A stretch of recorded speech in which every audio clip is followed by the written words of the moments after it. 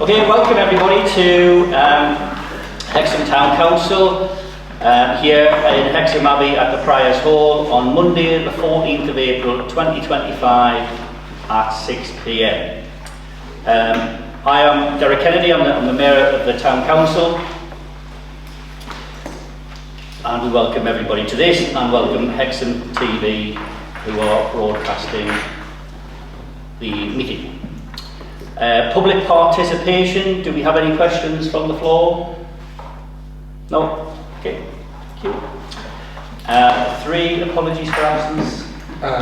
Trevor Sessford, and Melissa Scott. Thanks.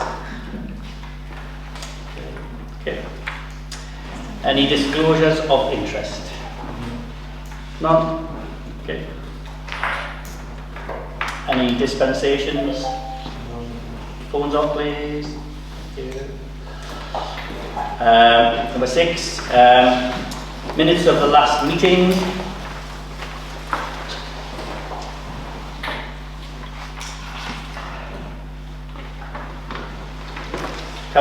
So this is to receive these and sign as a true record. Permission to sign, everybody? Yeah. Thank you.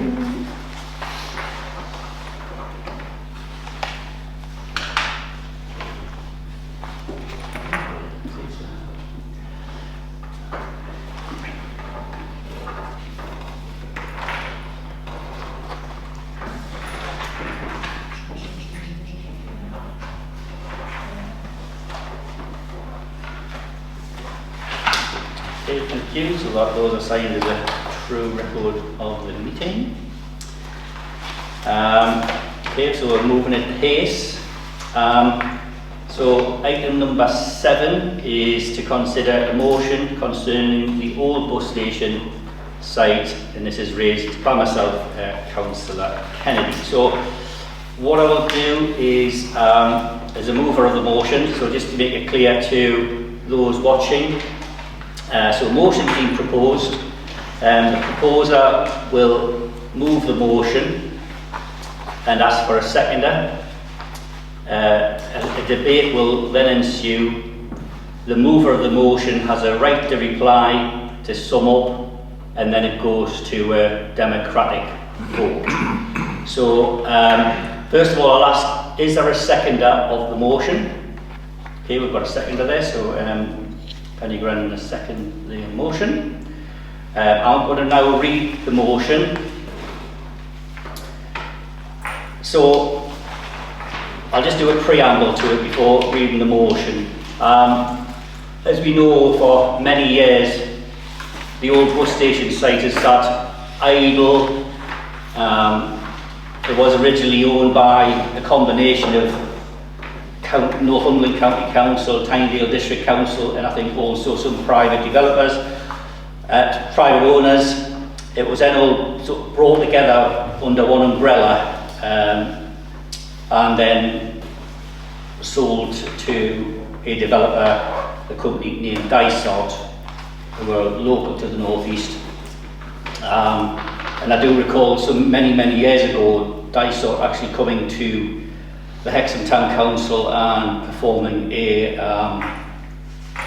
explanation of their plans, which included knocking down the whole area, flattening it, then building units for retail and housing, flats and other paraphernalia, but also included the knocking down of the very redundant rookery. So all that area would be opened up, and it would not act as a natural link between Priestbottle High Street all the way to those units which are occupied currently by the Range and B&M. So it would have linked all that area up. I mean, they did a very impressive explanation of what they intended to do, and it looked really good. Unfortunately, that has not come to boot. Pressure has been put on and questions been asked by many councillors since then to the County Council, to Dysart. Engagement took place, but unfortunately we are still where we are now with little being done.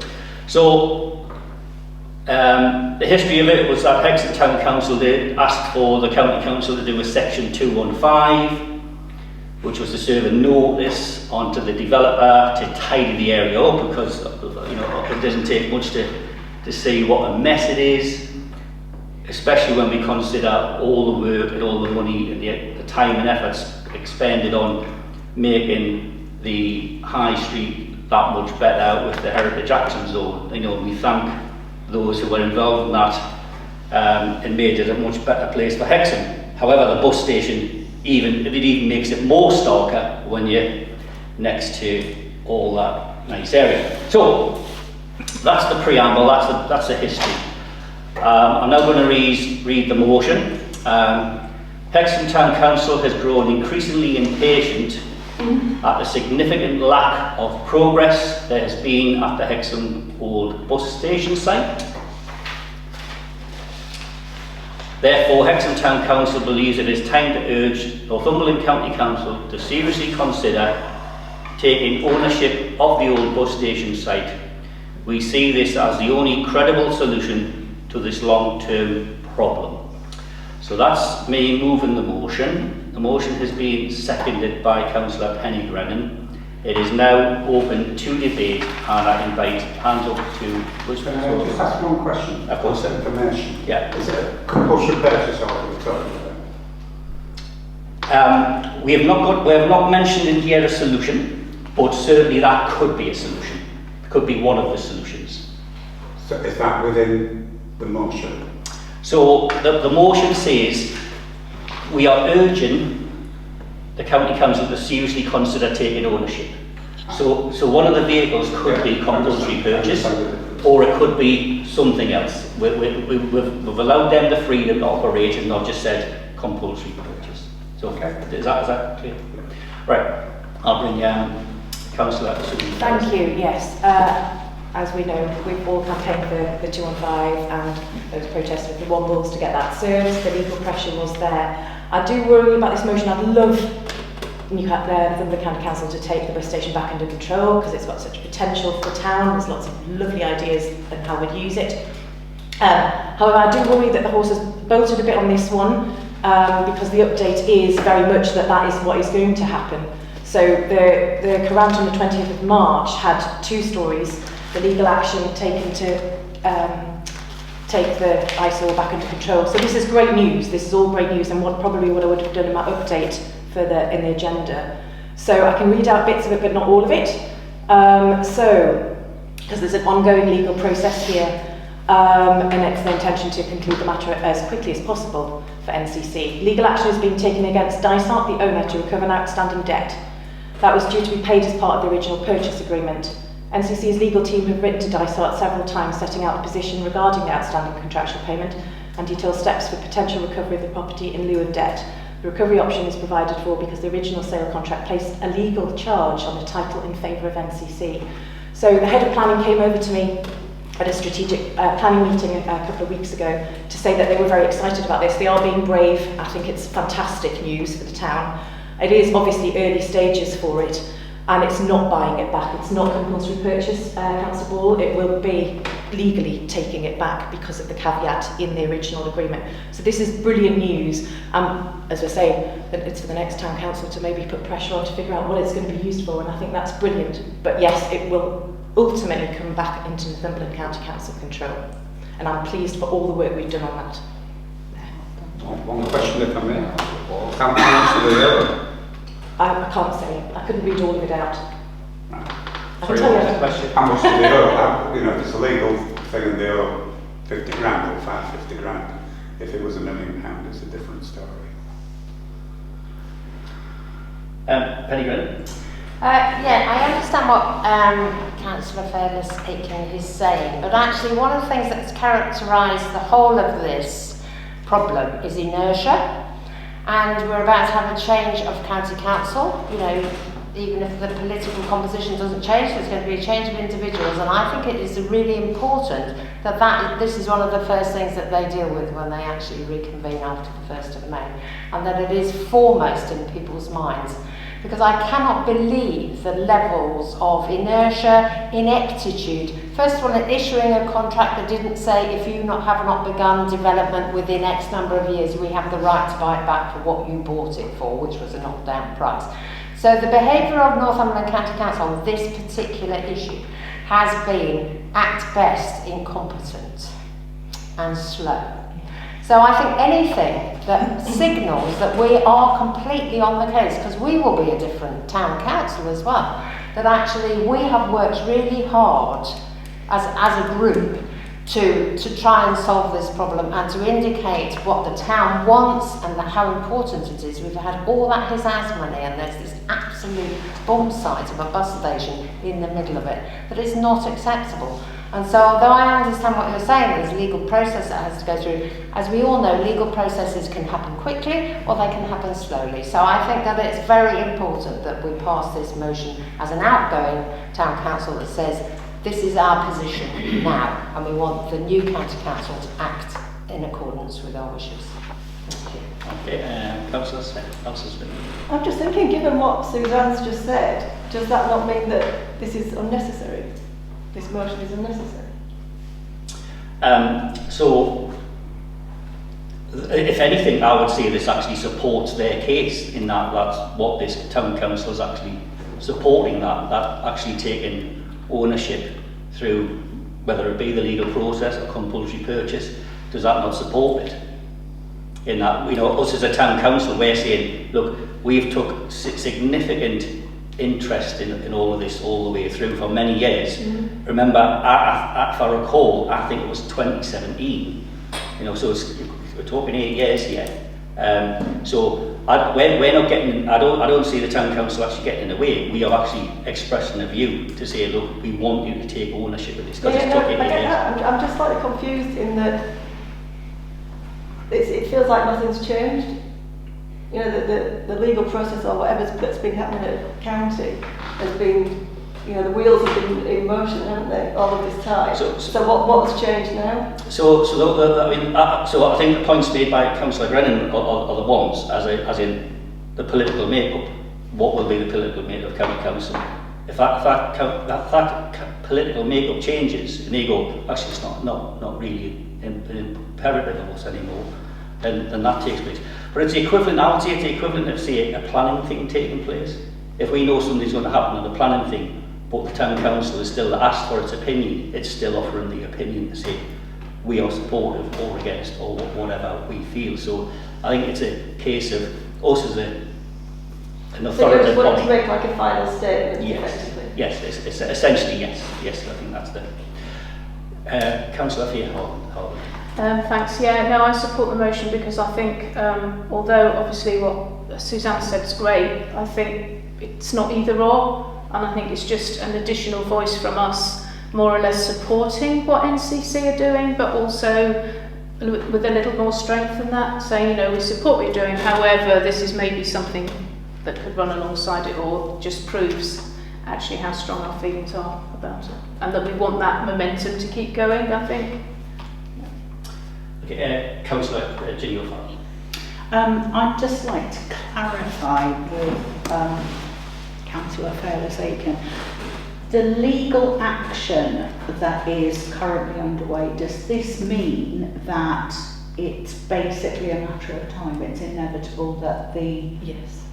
Okay, so basically... But I think it's our pressure as well that has caused it to get them to be brave. So we probably don't need to go into the realms of compulsory purchase. No, we can't. We can't. No. Anyway, we've got an evaluation done before that. Right, so basically all that we're doing with this motion then is what we've been doing for the last 4 years that we've all been here and said we want action taken at the last stage. Yeah, so it's a nudge. Yeah. Okay, that's fine. Councillor Tompkins. I guess the caveat to that is if they pay up the value, pay the debt, then that's when we have an issue. Yeah, I agree. It's been 8 years. It's been ongoing for far too long, and I understand there are various legal reasons why it's gone on so long. So I don't think you can really hold the blame too much on the county council, because I do believe that they've worked on it. Having said that, looking at the what Councillor Felsaken has told us about the legal position, we really wanted to make sure that the new county council put this in the top of their agenda, and so I think it's important that we highlight it as the town council. Okay. Councillor. For me, this is an expression of exasperation. Exasperation not only with Dysart, but also with NCC. And yes, the cavalry are coming over the hill again. And they never came last time or the time before that. Well, I've got my fingers crossed that this time, Suzanne, they are actually coming.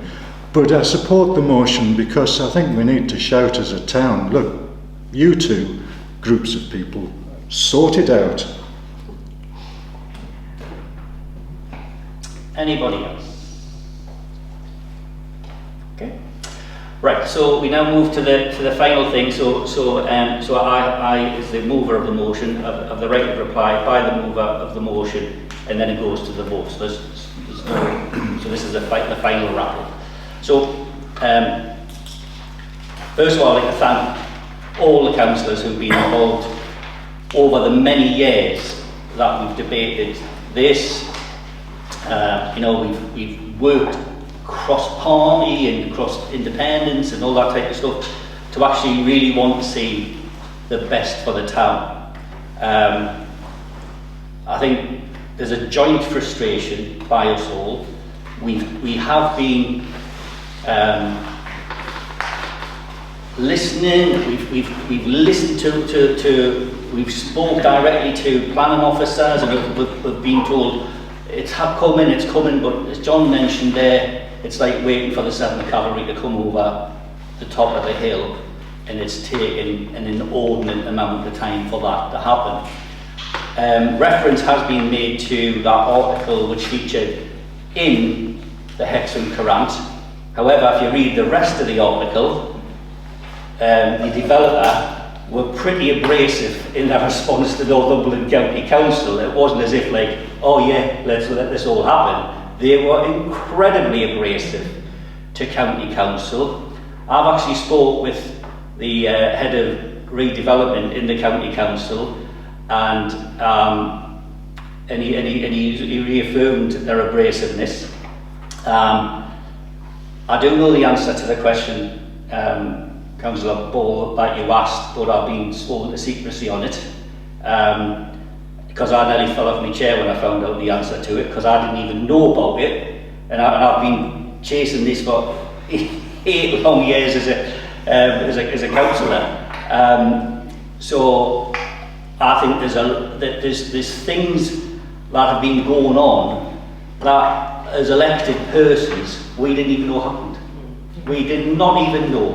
And I only found out the other day, and I was absolutely, me flabber was aghast, put it that way. So this has gone on for a long time. I've also highlighted to the County Council that this developer is wishing to build thousands of houses as a planning application up in Cramlington, and yet they've left a bomb site here for the last 8 years. And I think while they're different planning applications, while they're different things, I think there's an integrity about being an organisation that is trying to do big developments within the county. And I have spoken to planning about this, whether there can be some linkage, and they said, well, no, you can't do because they're separate things. But it's about integrity, this as well. How an organisation can leave. And the thing is, and I think what's really upsets me about the way Dysart has handled this, is that they could have tidied that site up, cleared the site, put something up to just make it look a little bit better. But it was as if 8 years ago they walked away. And there's plantation grown all over the place.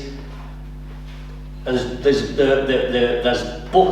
bush shelter still there, which could have been taken down. There's rubbish littered all over the place. The glass from the bush shelters has been smashed and just left all over the place. And we've had organisations like the Wombles who went and tidied it all up. You know, that shouldn't have had to happen. They could have cleared that site and made it, even if it was a clearance of the site, just to make it into something that was ready or prepared. But it was if they got it and walked away and just left it as an absolute bomb site, and it looks terrible. And when we're trying to champion it, which we've all done, we've worked, you know, hand in hand with County Council, and we thank the County Council for all their investment alongside English Heritage for putting all that money in. But the contrast between what's been done over all those years to get Hexham's High Street to look good, and that just to be a blight in the middle, is just horrendous. And I do think this is a timing issue. It's because of the County Council closing down, because it's the end of the democratic cycle, it's the end of our democratic cycle, and we've been patient and we've tried everything to say, look, this is what we want to happen. We have been patient, you know, we have put pressure on, we have been quite genteel in all of this, but I think time has just come to the end where we have to go, actually, as a council, we're not telling them what to do, we're urging them to seriously consider. And I think, you know, this has been carefully crafted to say that. So it's not telling them to go and do a compulsory purchase, it's to seriously consider taking ownership. So on that, I will move to the vote. So I'll read the motion out again, so it's nice and straightforward for everybody. Hexham Town Council has grown increasingly impatient at a significant lack of progress there has been at the Hexham Old Bus Station site. Therefore, Hexham Town Council believes it is time to urge Northumberland County Council to seriously consider taking ownership of the old bus station site. We see this as the only credible solution to this long-term problem. Right. So we are now going to go to the vote. So those in favour of the motion, please raise your hands. That's 1, 2, 3, 4, 5, 6, 7, 8, 9, 10, 11. So that's a unanimous decision. Okay. Okay, so what will happen now is that the clerk will write to the Chief Executive at Northumberland County Council with the motion, just to explain to them what's been said, and that's that. Can I just say, just in case anyone gets crossed, it's Historic England, Yes. not English Heritage. Sorry, well done. Yeah, Historic England, yes. Thank you very much. Thanks for that correction. Mr. Mayor, do we just write to the Chief Executive, or do we write to everybody who wants to this planning committees, or Well, I think people who are responsible for making that decision? Well, I was going in at the Chief Executive, and then they'll just spread it out from there. I've got more faith in human beings than I have. I will give her a due. She does move things on very, very quickly and gets it to the right persons. So we'll make sure that, but it'll go to many people. We'll get it to the right people. I'm just surprised you never mentioned sanctions. No sanctions. No tariffs. No tariffs. We're not going to do tariffs yet, but we'll consider. Right. So thanks for that. Right. So number 8. To receive an update on the timetabling and paperwork for the Town Council election on May 1st, 2025. So I'll hand over to you, Andrew. I think. Excuse me. Life insurance. I think the main bit to raise on here, at the previous CE meeting, we talked about the changing ward boundaries and the lack of information and making people aware of these issues and highlighting who's standing in the elections or in May. We've put a document on the Town Council website that highlights all the new maps for the ward boundaries and indicates who's standing as candidates for the forthcoming election. It was really just to flag that up to anybody that you're speaking to and to make that more widely aware within the community. And I think particularly about where there's been some polling station changes as well. We don't really want people turning up on the day of the election, going to the wrong place, getting frustrated and then not voting. So it's just do all you can to disseminate that information within the community so that everybody knows what they need to do coming up to polling day.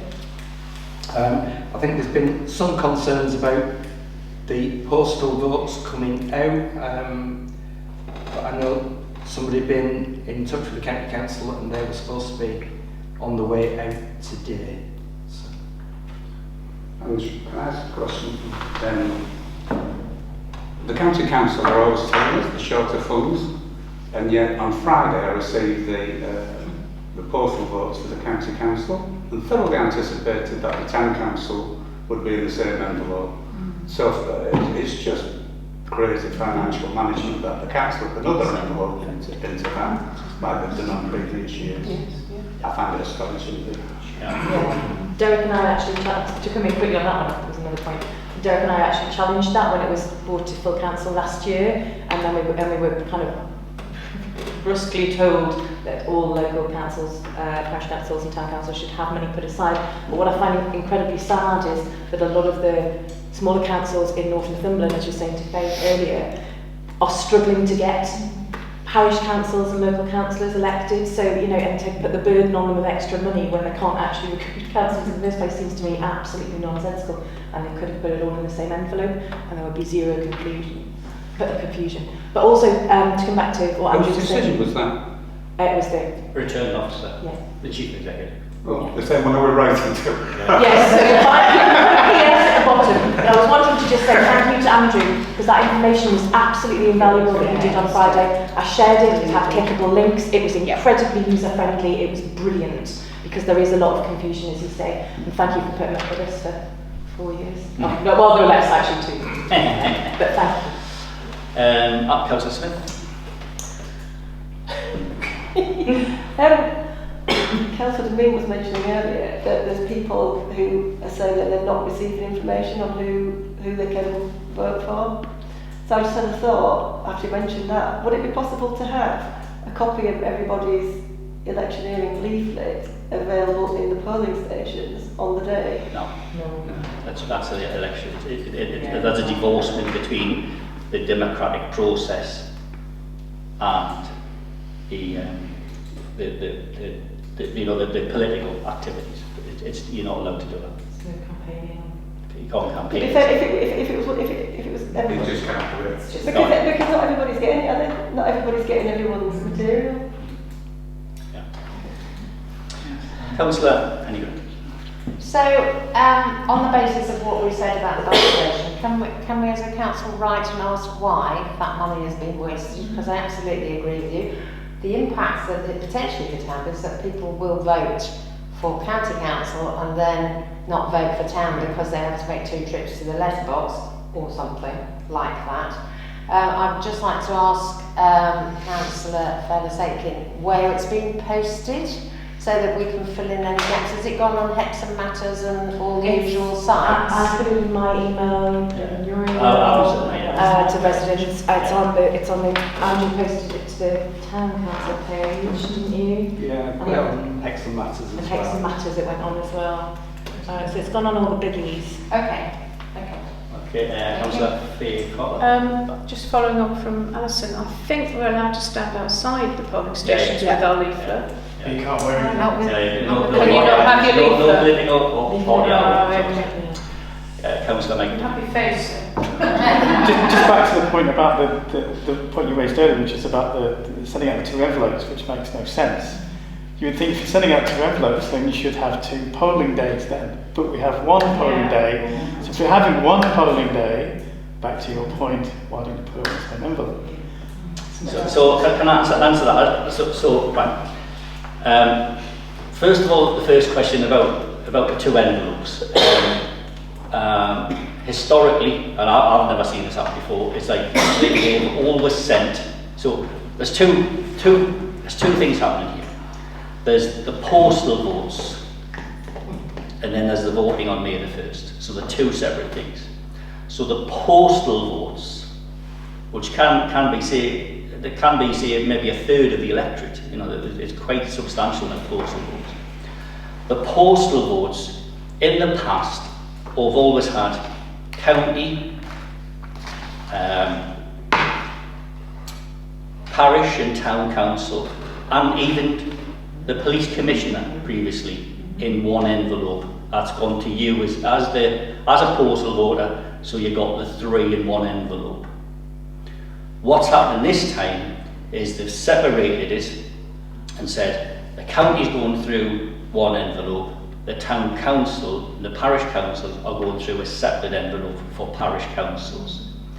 Representation was made by me and by Councillor Fairless Aiken and others to go, you know, all we see here is double costs, because you would have shared the cost of that going through the Royal Mail system, but obviously all the parish council ones, say for us as a town council, are going to go to everybody, you know, that so that's an additional cost. So we made those representation, and the returning officer, who was happens to be the chief executive of the county council, said no, we're doing it this way, and that's what happens in other places. I'm not aware that happens in other places, because that's certainly been what the county council does. Now, when it comes to the voting on May the 1st, obviously you just attend the polling station once and you get two slips, so you just vote then. So there's going to be no dual going to the polling station. You just go the once, and you get two slips. County council. Yeah. I'm just saying, but just to back to point. Yeah, absolutely. It makes sense. But they did say that because we do have an elections budget, which we have had to use twice really to run town councillors in succession. So they were saying that is the budget that these kind of things should come out of. This is, I'm just devil's advocate. This is what they argued, that we had to have our own. They are, the postal costs, because less and less people are using letters, and there's more and more houses, the post office are having to increase pricing for letters, so the postal costs are increasing. Yeah, absolutely. So it's horrendous. Yeah. So, sorry. Just so that you're aware, the likely cost of this is going to be way in excess of our elections budget. Which is? Our elections budget is 8,000. It's going to be 12, 13, something like that. So that covers the cost, because obviously they'll halve the cost between us and the county council. So obviously you pay for your polling station, you pay for the staff, you pay for the count, you pay for all the paperwork, and obviously the postage as well, and that's where they'll halve that cost. But obviously, because of the process they're doing it with the one county council post and one, you know, you've actually increased that element twice. I'd really like to, I mean, I'm not sure if I'll be here after May the 1st, but whoever is on the council after May the 1st, I think it would be really good if we could actually ask what the figures are, because what you're saying about the people sent their postal vote back on Friday for the county, and then certainly some people I saw today thought they'd done it and that was it, and I said, no, you'll have a second one coming. If actually the turnout is even lower than it normally is, because they haven't bothered to return their second postal vote. So I'd like to suggest that we actually ask for some evidence about the impact that that's having, and the fact that there are the polling cards. So even if you go and vote in person, the polling cards have come out separately as well. And to me that just confuses people. I mean, I was confused. I asked on the group and said, has anyone else had their, because I thought that, you know, it hadn't dawned on me that I'd only had the county council one until I looked at it. So it just really doesn't help with the trying to sort of explain to people how the two elections running together. But yeah, I think if we could ask them, compare the turnout maybe. So that's easily done, because you get that's easily done. We can do that ourselves, because we can just see how many returns there were versus how many from the county versus how many for the parish we can actually work out. So, Councillor Ball, were you going to speak? No, I just find it completely astonishing. Yeah. And from a woman who's supposed to be the chief executive, it makes me wonder why we have councillors if they're making these ridiculous, decisions unilaterally without any clawback or any retribution at all. I think they should be held to account. Yeah.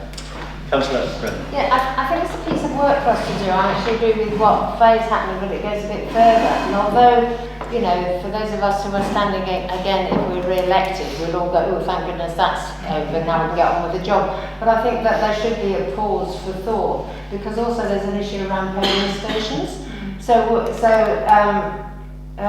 Councillor Kennedy and I, back in the day, were lobbying for extra polling stations.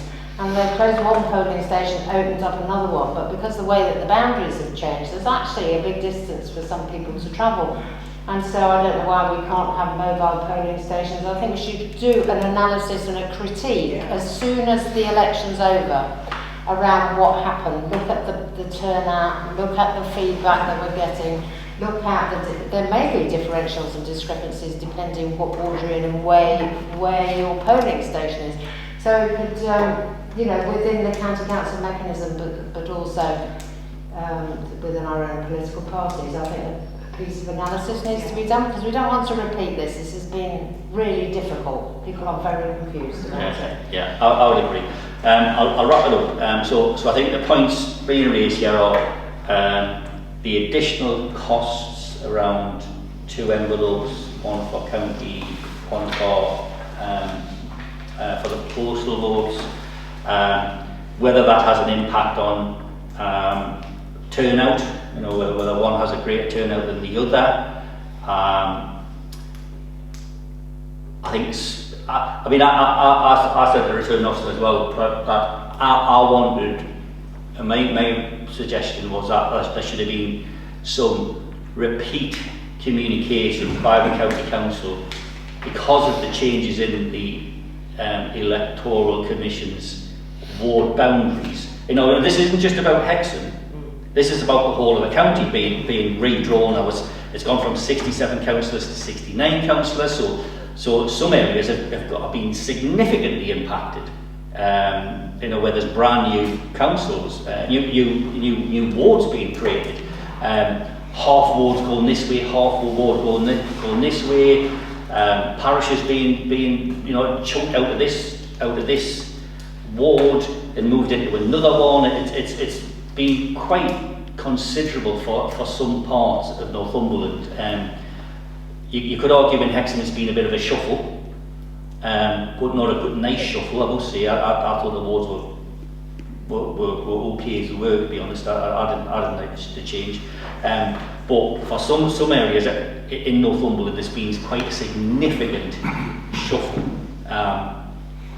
And you're going to have people who are in line of sight with a polling station that they've went to for decades and now are going somewhere else. And that's what it's going to cause. I don't think the county council as the returning returning officer organisation have communicated particularly well to those who have been moved from one ward to another, and that polling station is going to be changed from this, and another polling station is being closed, and you're now going to go from this polling station to that one. I think it's going to be quite interesting to see how many people actually turn up at the wrong polling station. So we'll make all those points. I think we're going to have to do it through NALC, because obviously this is the whole of county. It's not a Hexham problem. It's the whole of county problem. Tom will bring it. Just 2 points. If we're not sure which one in Hexham the polling station has changed. If the polling station has changed from in Hexham, can we make sure we put like a sign there to inform people that they should be going to this different place or a different polling station? And secondly, perhaps after the election, I think we need to speak with NALC about galvanising all parish councils to write a complaint or a letter to an NTC to ask about the changes. Their observations,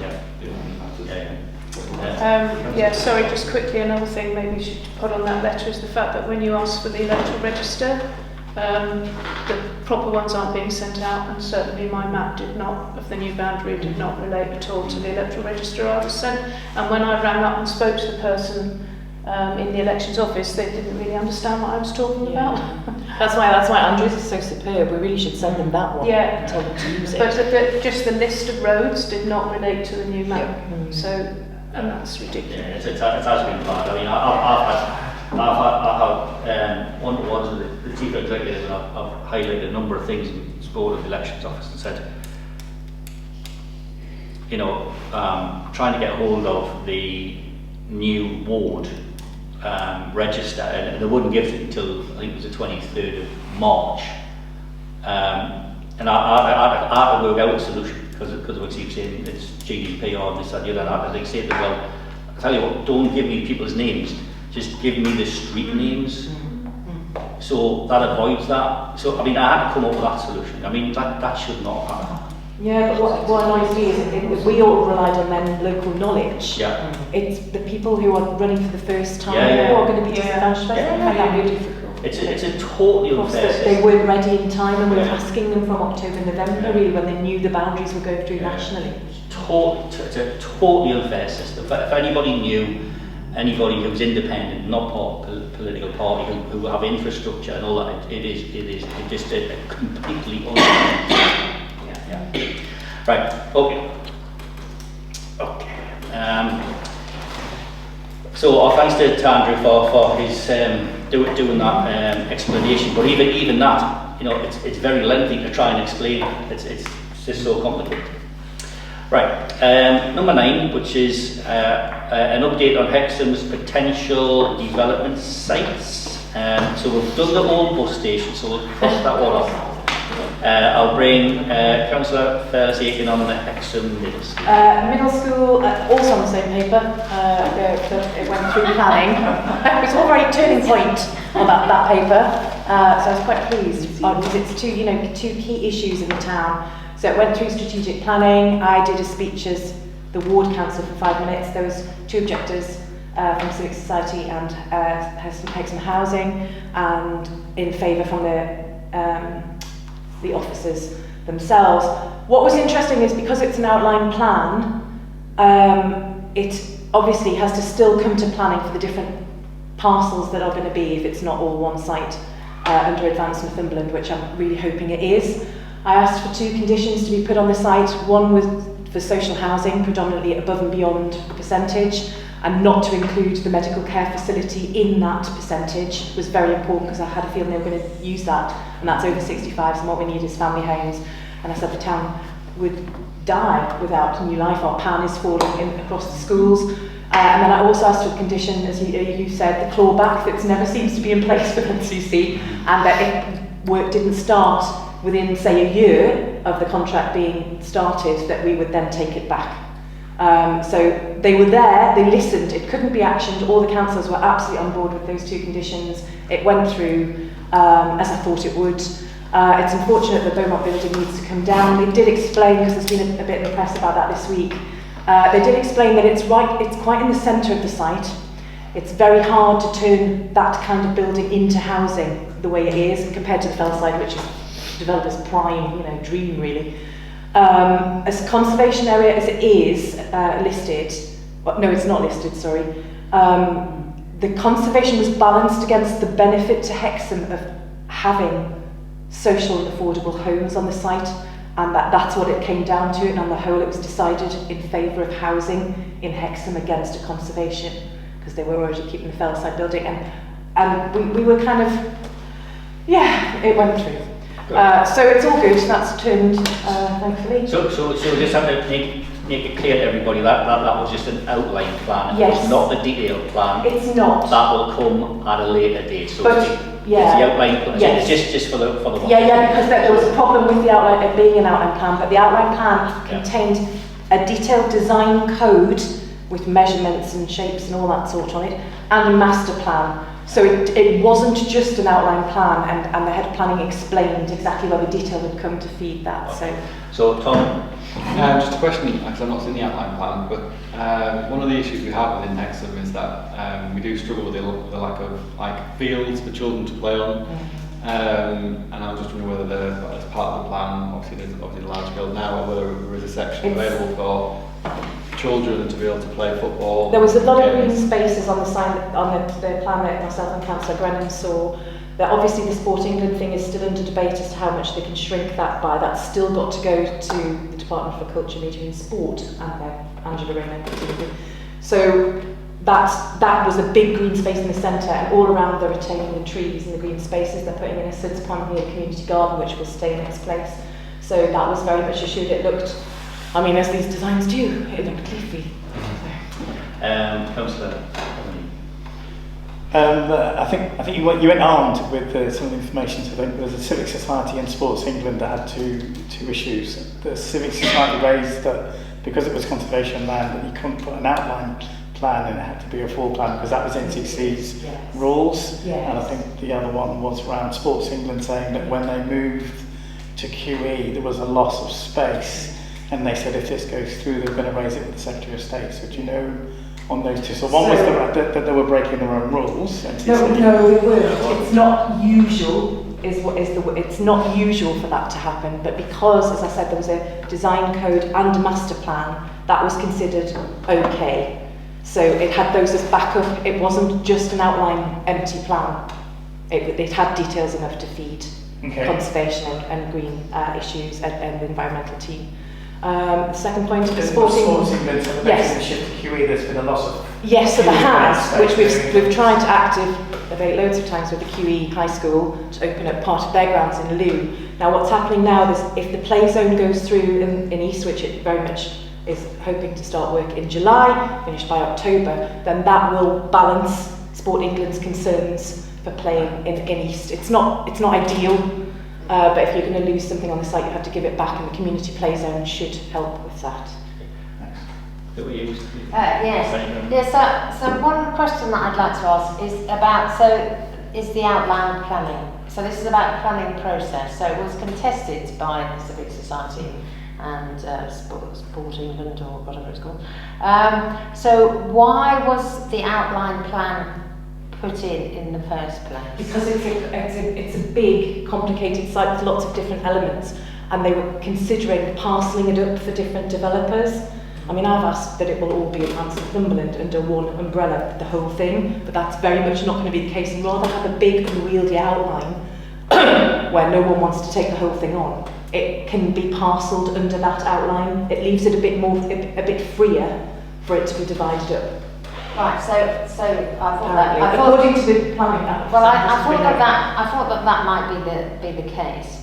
So when it comes to the caveats on the contracts, that will have to go through. It wasn't just about we can buy this land back, because councils are quite often not in a position to do that. The point that I kept making was that you make the penalties so punitive that, I mean, really punitive, so that no developer, unless they absolutely were willing to fulfil the terms of their contract, went anywhere near that site. Because what happens is they suddenly conveniently run out of money at some point, and then you don't get as much social housing, or you don't get them fitted out properly, etc., etc. Everything has to be done to stop there being any of that behaviour on this site. It's such a critical site for the town. And we are so desperately short of the right sort of housing. We do not want executive housing because they've already built them and they've run out of money and not built anything else. So it's about the punitive, it's about punitive penalties. They will have to be put into place at planning when it comes to local area planning. But the ideal solution, as I've said, is to use the council's own building arm, Advance Northumberland, to build all of that site, in which case it would be social housing, it would be under our control, we would work with a partner to do it, and that's very much being looked at now. We've taken the stabilisers off Advance and been able to sort of let it fly in the last meeting. Various things were decided that meant that it can now make those bids. It has the money to do that. Sorry. So Fellside is the listed building on that site. Yes. Unless I misunderstood the plan, it looks to me like they're just leaving that mothballed for now, because it's actually there was a line around it, so the whole of the rest of the site was part of that outline planning. Fellside has just been left. I have serious concerns that And obviously the gatehouse, yes. Sorry? And the gatehouse as well. Yeah. That those are obviously going to be the most costly because they can't knock them down. Yes. That they'll just sit there and they'll just fall down. And is there anything we can do? Well, at the moment they've been repaired hugely by the BBC, being in there filming for the last 2 years. Yeah. The BBC are hoping to continue that for the next 2 years anyway. Right, okay. So that's some revenue coming into the site. Is that both buildings? Yes, both. They use the Gatehouse's office administration, and the Fellside have got all the sets in. Unfortunately, they also use the orchard, and that is coming down. And there's been various discussions going on at the moment about what can stay and what can go. I think the concern with that is it would take such a huge amount of money to develop Fellside into flats and make it fully, watertight and all the rest of it. Is that they've got to see what happens there first, almost what's built in front of it, and also what's actioned on the sports field sites. No developer's going to come in wanting to sink a massive amount of money into that, not knowing what it's already got there on the site. And I think that's part of the plan. And actually, it's not a bad thing because it's being used, so it can afford to sit there for 2 years, being repaired by the BBC. So hopefully. I've just got a question. Did you say the orchard's coming down? The orchard block, yes. Orchard block, right. Yeah. Oh yes, not sorry. Yeah, the little block, the new bar next to the Fellside. Not trees, no trees. Interesting one. I agree with you, Penny. Again, it's what's going wrong about punitive things. Saying to the developer, if you don't do, we don't have another bus station scenario. And that concerns me at the same time that they're lessening planning regulations centrally. So I don't think we can say that's right. And at the same time, we're loosening planning regulations, so we don't have to take any notice of what local concerns are. And that's a real concern for me. Right, so that's A over. So we've done B. C, toilets, that's not a bit of that. I did notice St Mary's Wines toilets have been out of commission for a little while. Can we chase that down? As to why that is the case.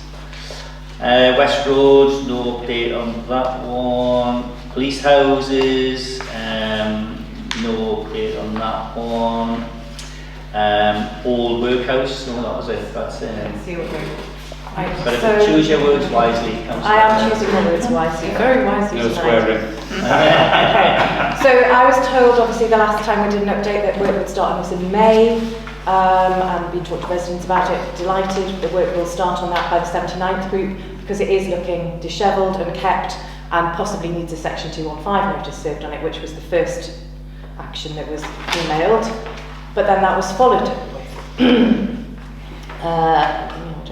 Here we go. The 79th group is now subject to a City of London police investigation, and we are representing a number of clients who may have been a victim of fraud by this group. I'm trying to find the listing of the workhouse property and land registries so I can look at the ownership both current and over the last few years, but I'm difficulty locating the register, so there's an ongoing conversation there. So that's no longer looking as peachy as it was, I'm afraid to say.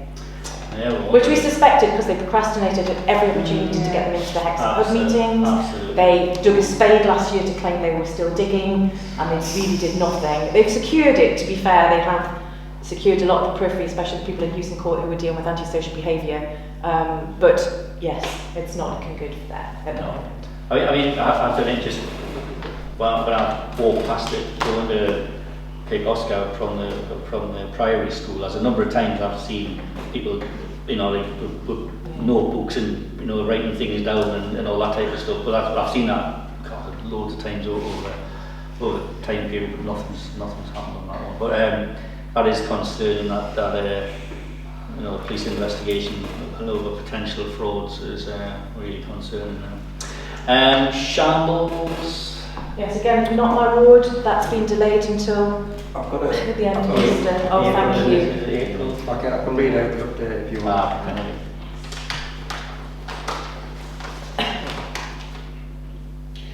So, enabling works from the 14th of April. Enabling works including underground drainage clearance and CCTV survey. There's no site set up for this bit, so it won't affect anything. Main works from Tuesday the 27th of May will get underway, beginning with restoration works to the shambles and improvements to the adjacent care park. This will mean the project will be completed in early autumn. Please note the site will be fully established at this point, and as a reminder, throughout the works, the shambles and care park will be closed to create a site compound for access and health and safety purposes. But they have decided that they're going to put an access footpath around the side going on to Holstall Bank, so that's not going to be fully enclosed. Okay, so obviously there was talk of this starting in January, so we're now saying the start is April, is that what we're saying? The start of actual work is Tuesday the 27th of May. 27th of May, oh goodness, that's So also that coincides with the Abbey works, so the farmers market were hoping to relocate to the Abbey flags, and there's work going on there, so there are current scrambling conversations happening to use different spaces at the moment. Yeah, this is why one of the reasons for that motion is because you can see what happened in the county council. The delays and more delays. Cycle path, that's been delayed That has as been well. delayed for design reasons. Oh God, I do want to take that one. It's May, isn't it? You've got that to check. Yes, I mean they found cables. They always find cables there just as I'm about to plant trees and things usually. But yes, so it's delayed. I mean the Psycho team who have fought really hard to bring this to Hexham are really quite frustrated by it. And bless their hearts, they just look, yes, almost deflated at the moment. But they've been going around talking with highways and getting sort of sorted. So they are happy that it's going to go ahead. There's also a bit of a money issue with some of the design. So we will see when it comes back and they brief councillors. If I'm here. Is that Ed Clark? Yes, it's Ed, yeah. Yeah, I mean, I got that email as well about the cycle path and about the money and about how they were going to change things, and you thought, well, for all these things, why didn't you think of these things as part of the initial plan? Because none of them were like... Because the signs went up, in December. All the things were about like cutting less trees down and reducing costs, and you think, well, why are you doing that? Why wasn't that part of the project anyway? It was nothing... like wowza, it was all silly. Anyway, HI, railway buildings, water tower, I don't think we've got any news on that. West End Methodist, no news on that. Thank you. Andrew and I originally went to see Gareth and I subsequently saw him later. I did it wearing a couple of hats. I wanted to find out how much it would cost to buy, with the Hexham Community Centre potentially taking ownership.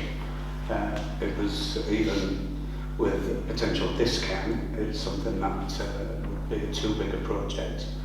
And then I shared with others at this meeting, I think, of it being a potential site for a new town council headquarters and potentially units for an arts town project.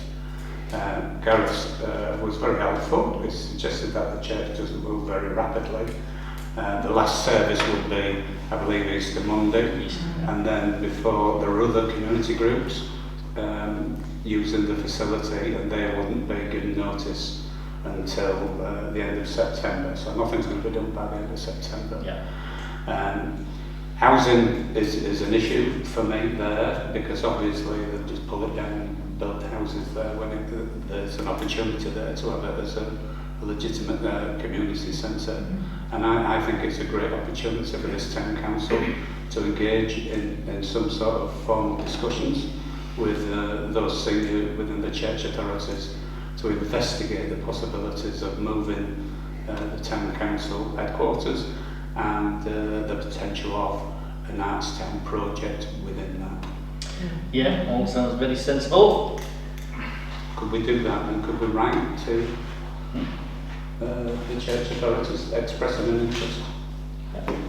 I've asked for a copy of any plans they've got and a copy of the quinquennial for just, as a condition survey.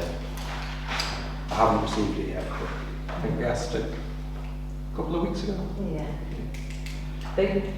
Sorry, they do have conditions of use that need to be removed as well before sale, and that they take forever. So what we saw at the Prudder one with the Methodist Chapel was awful, and we were there. It's been pulled down because it stood for years because they couldn't get one single caveat removed off them between the landowner and the church authorities. So there was this very helpful lady who was one of the church authorities, who I think we should go above down to her, because she dealt with all the legal proceedings to do with the land agreements. And if that's not removed, it doesn't matter what we do to buy it, you know, that will be, we need to get that lifted first. Yeah, it's very complicated. Right. K, the old Rob's Beatles site. So we know the county has had some contact with the owners of that site, which is the Yorkshire Trading Company. Not had any more update from that, but we know that there is conversation has started on that. With both the regeneration team and the heritage team, because they've had interest in use of the back of the store, and they need to make the roof watertight. So yeah, it's very important that that's happening. Yeah. So that's an interesting one. I think there should be an L, which would be the old Prospect House, which is the old council buildings. We understand that those have now been taken over by another developer, and hopefully those will come back into play and be open up for sale, which would be fantastic, because they've been sitting there for a long time, which is very unfortunate. Right, good. Okay, so lots of exciting and interesting and lots of frustrating things there, but we're on the way. Right, there's an announcement. Okay, right, well, obviously this is the, obviously somebody doesn't want to stay for the mayor's announcement.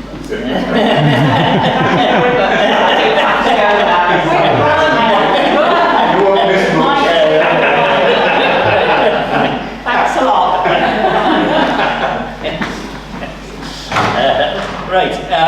Right, so as is normal procedure, this is the final meeting of the cycle of the town council. So I always think with these, like with councils, the start and the end, 4-year lifespans, a stop and then the start again after the election. So so I think it's normal. It's been normal practice for the mayor to like sum up just what's happened in the last 4 years. So we'll do that. So it all started for you. No, I'm not going to do it a day by day. It's quite interesting to if you reflect 4 years ago. We were just coming out of COVID. It just seems amazing that was the end of COVID 4 years ago. And this town council happened to be like starting up as the lockdown ended. So there's been a lot of things happening, obviously to society and everything else in those 4 years. But what's the town council done in the last 4 years? I think just to sum up, well, a few things. So I've just got a few bullets here that I'll go through. So one of the first things we did was to bring strong and ethical finances. We moved our banking to a new community-focused banking provider from the previous one. We've increased and made our financial management as a county councillor much more transparent and open, and we thank the current clerk for his excellent work in helping with that. We had lots of support from some organisations who helped us with suggesting new IT systems to open up and show that. We've requested that our pensions, the money that we paid toward the pension, to be divested away from fossil fuel companies, and that's went through the procedures. Very complicated thing, but we have done that from ours. We agreed, and everybody agreed to it, a climate emergency and a net zero vision. we've also moved to actually start using more where we do expend our money to actually do it in the local organisations. For example, the purchasing of like flour and bedding, we actually were purchasing from Darlington, and we've actually brought that into local organisations now. So, you know, just to keep the Hexham can be recycling within the Hexham area. We've had some movements on the staffing. We've now got a much stronger and cohesive team who are working really, really well together, which was not the case previously. Grow Hexham, so that was originally there to match idle gardens with idle gardeners. That's now moved apace into something else where it's become to get more people growing and eating locally grown produce, and therefore reducing food miles and waste and food poverty. The bandstand session, and then onward into the Bluegrass Festival. You know, that was one of our main planks of this council, was to try and, you know, get the community, to get our community back to where it was previously, which, you know, that's where Hexham's strength is, all about the community base of this town. Obviously, when everybody had gone into lockdown, it meant that key thing of community and, you know, that social cohesion had been stripped away from us. I think this town felt that more than any other place. Obviously, the bandstand sessions allowed people to actually come outside, to be socially distant, to experience the arts and back into our parks and actually start the process of actually stop being afraid and actually start to become a cohesive part of, you know, the public getting together again. And that was an excellent start of that, and it's gone from strength to strength. You know, with the Bluegrass Festival attached to that as well. So, you know, to have free music in the bandstand, you know, it's just what a lovely way of doing that. You know, to encourage artists, and the Bluegrass Festival is the only one in the northeast, and they're bringing huge revenues to the town, and kudos to the town. So I think that's been a real, fabulous extension of ambition. The Hexham Arts Town, that is now, you know, the thoughts are starting to emerge around that. So what we can, you know, what's the art of the possible and what the ambition can be, you know, and I see that as being one of the main planks going into the next council for the next 4 years going forward. Events, remembrance, you know, that's always been a fantastic thing that this council could be very, very proud of. We built on that and really made it very, very more. I think the one thing I would say we've done with that is we've made it a bit more inclusive. But I think one thing I really liked about it is that we made it very Hexham. You know, the reading of the biographies of those who fell during the wars and in armed services. You know, the work done by our Councillor Tom Galanders was, you know, fantastic work. You know, they could actually demonstrate that work, and certainly the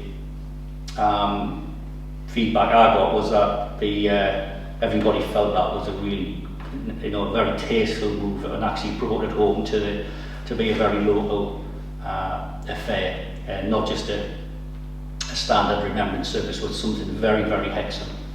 Fireworks, you know, that's now come under the control of the Hexham Town Council. You know, we've held our first one under our control. The second one will be this year, but obviously we need to start building on that as to like what our ambitions are. We've got a few new ideas for 2025 as we go forward. Climate Fair, you know, we've had several of those, and they've been really, really popular. And, you know, we thank those who've been helping in making those take place. Alongside that was the Electric Dreams, again another popular thing. Spook Night and the Lantern Parade, so we work with our partners within the Hexham Community Partnership, which goes on all year round, but obviously these are the things that you know, the outcomes of their planning, you know. And Spook Night's still hugely popular. Lantern Parade has been very popular also. The cemetery's green flag continues. You know, it is a place of great beauty, and it's a place where people can have great solace as well. You know, we should be very proud of that. The introduction of the new skate park, the great work done by the Hexham Youth Initiative, and we've been very supportive of that with monies, and that's been a great success. Christmas lights, I mean, you know, so proud of the Christmas lights. What a jump up in quality that they are now compared to previous years. And you know, they're just amazing, the Christmas lights, and everybody always says so. And you know, the numbers of people attending the Christmas light switch on is just phenomenal. So we've done a fabulous job. I think there's many other things. You know, we've been very we played a key role in the Heritage Action Zone. You know, being a really positive partner with the County Council. There was no backbiting. It was just a really good way of organisations working together and actually bringing something to deliver a fantastic project that will last decades into the future. So we've done great. I think, you know, looking at the positivity we've seen, you know, Hexham being recognised as you know, one of the happiest place to live in Great Britain, and it still continues to be in that upper echelon in the top 5 all the time. So that's a great, gives us great coverage, great kudos, you know, that we are doing some great things. The schools have now been rebuilt, you know, again, our thanks to the County Council for those investments. You know, there's still things to be done, and we've spoke about them, you know, especially on the hard planning areas of the middle school, the old bus station, the old Rob's Beans buildings, etc. There's still a lot to be done, but I think we can all be very proud of what we've done. I think I'll just wrap it up there, and I'd just like to thank everybody for. You are all volunteers. You've all done a huge amount of effort. You know, your commitment has been phenomenal to this town. I think this has just been a superb 4 years for this town council. You know, I mean, you know, I've been around for 22 years doing this, and you know, so I know a lot of people, and I just, you know, the comments I get just in passing is the difference that's been made over the last few years has been very noticeable, and I think we should all be very proud of what a great success we've helped to achieve. And you can see it by all those new independent shops opening. You know, they haven't opened for they just haven't opened because of nothing. We've helped create an environment. It's not all the town council, it's not all the county council, but it all contributes to a profile that actually you can get things done in Hexham, and it is a very popular place, and where you can actually trade and do good business. I think that's where I'll leave it at that. We do have a gift for you all.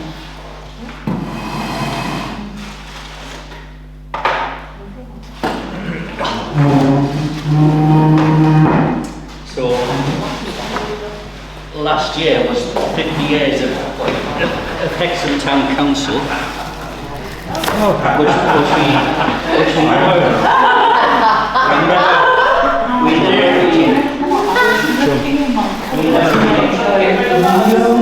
we never really celebrated. But I think this is just a small gesture of our appreciation. Yes, we're all Hexham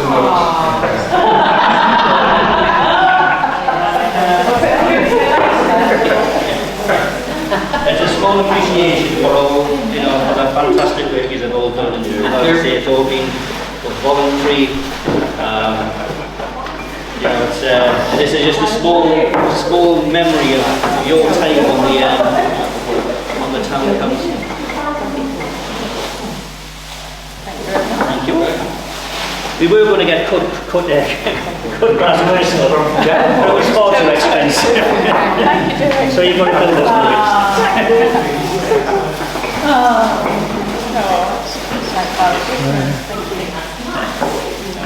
Derek's my 50th birthday, I'll do that.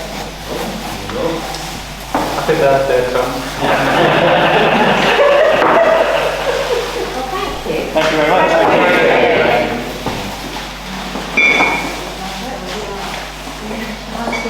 Good, yeah. There we go. Yeah, he's got 20.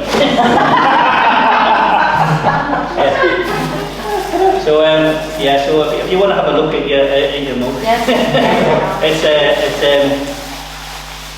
these are Hold them up for the camera. these are a limited edition. So we've got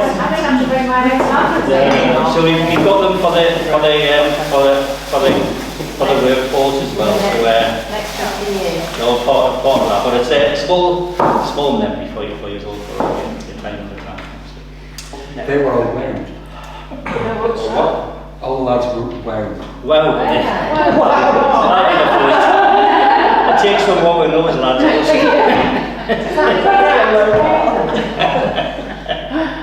So I would like to thank Derek for being our mayor and leader for 4 years. So it is true what you said about us all working incredibly hard and achieving a great deal, and I'd like to thank all my colleagues. We may differ politically, but we've all worked together. I think you're absolutely amazing. And but yes, thank you to Andrew too, and to the grounds team for help to keep the show on the road. And to me, taking us in. So it is doing great.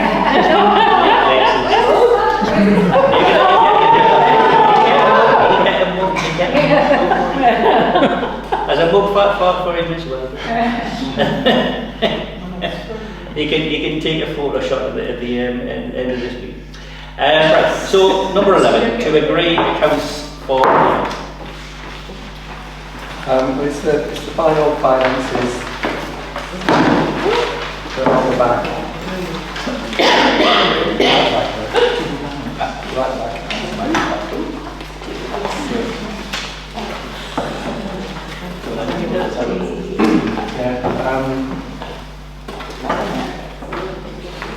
So income-wise, we've fallen slightly short, largely due to cemetery fees not being as forthcoming as profiled. That's been downgraded for next year, so the target should be more attainable next year. Having said that, even what we've had in this month is more than that. It's just one of the things. It's really hard to predict. So it's looking positive for this forthcoming year.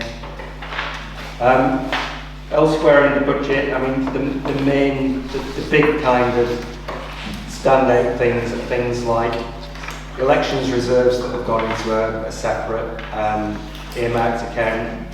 Contingency, it shouldn't really be in the budget, that should be just part of our general reserve that would be drawn, and that's the way it's been looked at going forward.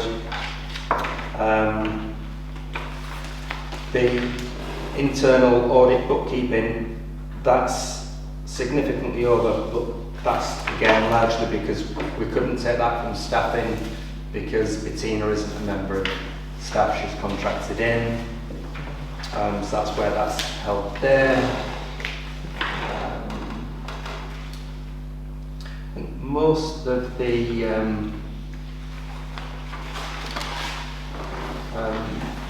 other bits are places where we've made cost savings that are going to be assimilated within the next year's budget, and we should be in a healthy position to start spending in the new council administration.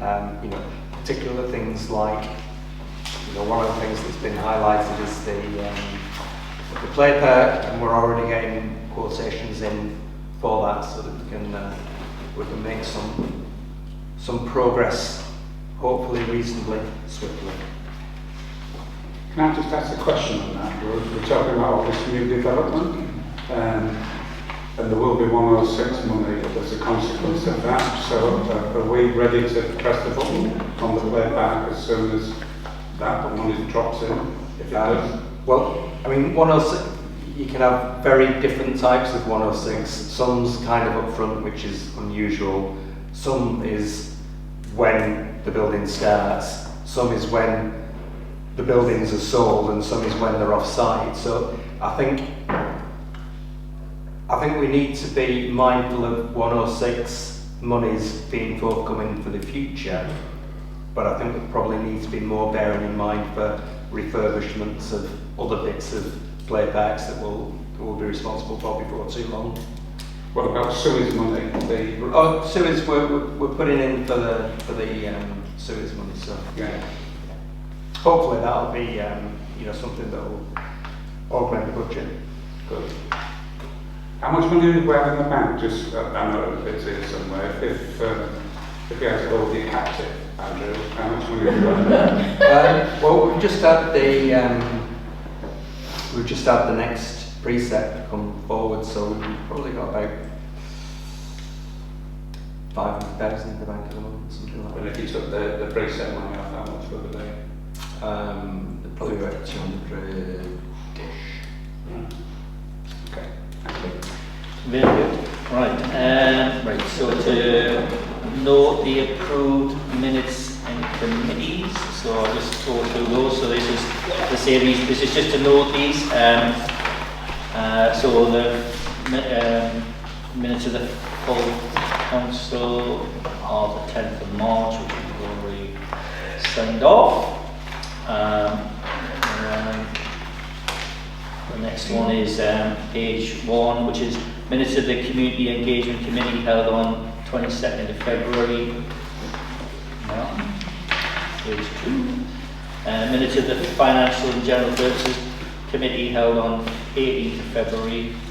Page 1 and 2. Minutes of the Planning and Infrastructure Committee held on 11 March. Page 1. 2, 3, 4, 5, 6. Okay. And then is our final. We have meetings after this. This is the final meeting. Is it? I don't know, I've got F&G. As an F&G. So we'll be to note the correspondence, and then we'll end the meeting. Just the usual correspondence now. Northumberland CBA, Renewables and Chrysalis. The only one in addition was the communication we've had around the Shambles plan. Okay. All right, so that's the end of these full council meetings for the 40th. Sorry, can I just check on the CE committee meeting minutes? It says that the meeting was held on the 22nd of February. That was a Sunday. I know that because it's my kid's birthday and I wasn't there. It's like the financial generals. Yeah, that's the 18th of February as Should well. it be March? I think they just needed to switch to yes, Well, that's, I was surprised it was said February to be honest. well, nobody spotted when they were in the committee. Yeah, I wasn't at the meeting. You're doing well.